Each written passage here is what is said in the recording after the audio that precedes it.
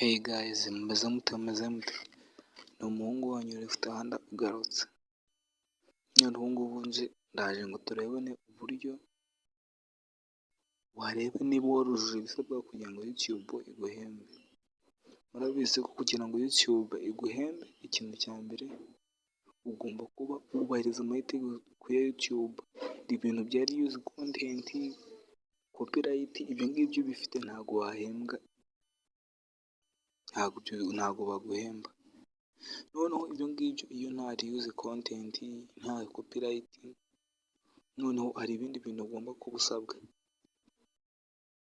Kuba YouTube channel yawe yandikishije mu gihugu gihemba. Ibyo naraberetse muri video bwashize. Nizere ko mwahinduye location abantu itari muri United States cyangwa ibindi bihugu YouTube ihembamo. Umuntu ushaka kubimenya aze kureba muri video nyine iri hariya muri description, nzayibashyiriramo link ya muzayikandeho murebe kuyishyira mu kindi gihugu batabizi.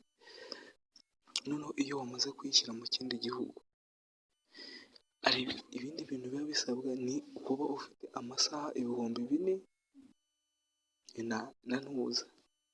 na subscriber 1000. Iyo ufite subscriber 1000 ntabwo bivuze ngo uratangira guhembwa, nabwo bisaba kuba wujuje andi masaha 4000. Ibyo ngibyo nabyo ibyujuje, inzira igiye guhembwa iba yegereje. Ikintu aho ngaho kiba gisigaye ni ukugenda ugahuza Google yawe n'ibintu bya banki n'ibintu by'imisoro, ubundi bigahita birangira. Ukazajya ukora amafaranga yawe ajya kuri konti yo kuri banki yawe. Twagiye sasa, uba uri mushya kuri iyi channel, ukora subscribe, ukore like na share, no muri comment wandikemo ikintu azagukorera ubutaha. Twagiye. Iyo umaze guhindura location, urahita wizera kuri YouTube studio yawe. YouTube studio yawe uze uyifungure.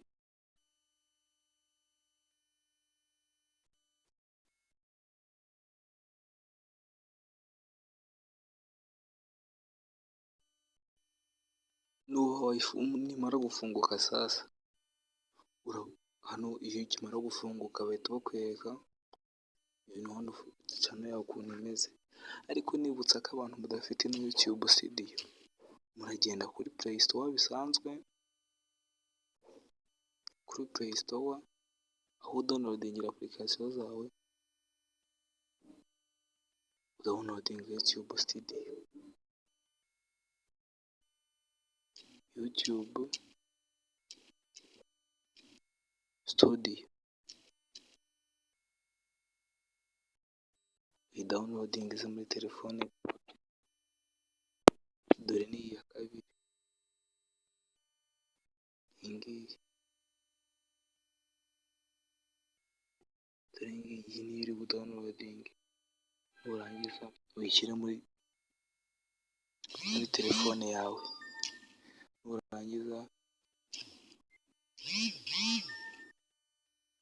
Nurangiza uhita uza uyifungure bisanzwe.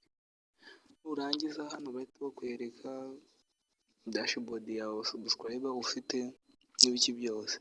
Nurangiza uhita uza hano handitse ngo earn. Murabona hano hasi, hano ngiye kuzinga akazeru. Ahangaha murahabona earn. Nzima bereke turanga aha hanyuma. Dore earn nyine murahabona hano handitse earn nyine. Nurangiza uzahita uhakanda.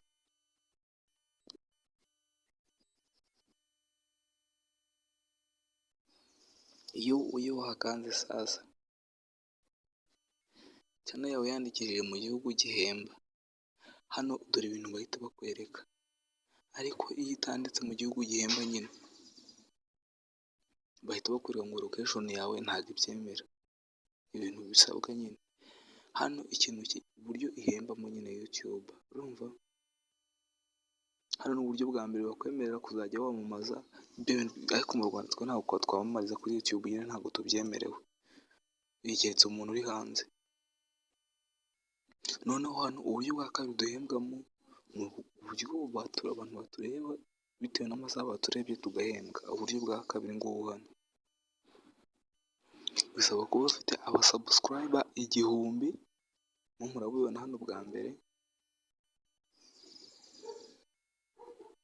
abasubscriber 1000, ndabonamo ko mfite 4. Iyo wujuje 1000 na hano ha kabiri ukaba ufite amasaha 4000, amasaha 4000 mu minsi 365 nyine mu mwaka umwe. Bivuze ko iyo umwaka urangiye wongera ugatangira. Abatumva amasaha 4000, reba tuvuge umuntu akurebye isaha imwe, nakurebye iminota 5 bayongeye kuri 5 y'undi, gutyo kugeza byuzuye amasaha 4000 nyine. Cyangwa ubundi buryo, kuba ufite uragize miliyoni 10 za views z'utuvideo dutoya kuri YouTube, nabyo ibyo nibyo bisabwa. None ikindi kintu kindi, ugomba kuba waragize telefone ntuza account yawe two step verification. Two step verification ni uburyo account yawe wigira utuma igira uburyo bubiri iyo umuntu ayiloginze, yaroginga yashyiramo password bakanamusaba code yo muri telefone. Ibi nibyo bintu bisabwa kugira ngo YouTube iba yatangira guhemba. Bwa mbere kuba nta strike ufite, kuba nta copyright, nta reuse content, yindi kuba warayandikishije mu gihugu gihemba, no kuba bino bintu ndimo nakwerekana muri screen warabyujuje. Niba ino video igufashije, kora subscribe, like, share na comment. Turi kumwe, ciao ciao.